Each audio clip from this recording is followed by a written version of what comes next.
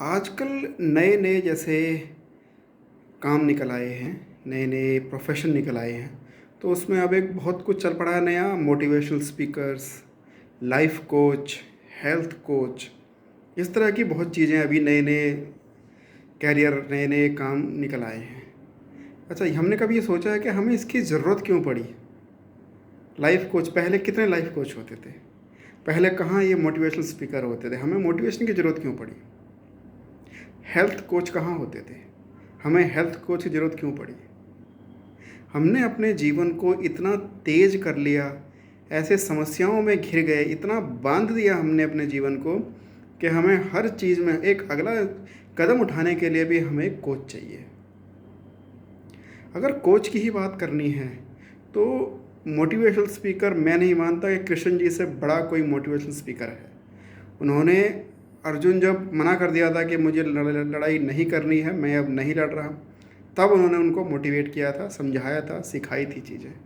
तो अगर motivational speaker ही आपको चाहिए कोई, तो फॉलो करना है किसी को, तो आप कृष्ण जी को फॉलो करो और उनके सारे उपदेश गीता में मिलेंगे। उससे बड़ी मोटिवेशन की किताब नहीं है कोई, लीडरशिप की किताब नहीं है उसमें कोई।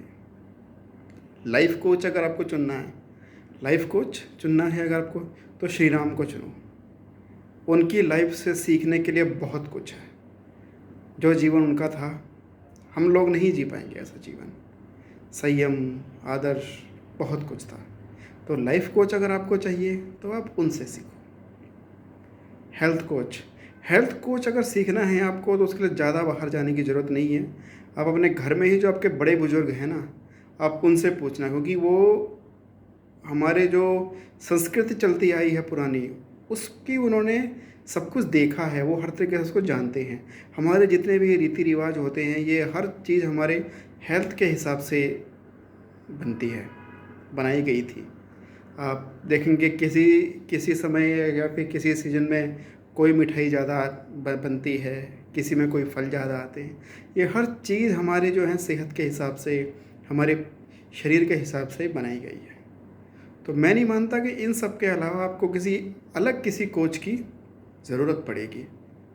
तो ध्यान रखना आगे से, लाइफ कोच किसको चुनना है और हेल्थ कोच किसको चुनना है और मोटिवेशनल स्पीकर किसको चुनना है।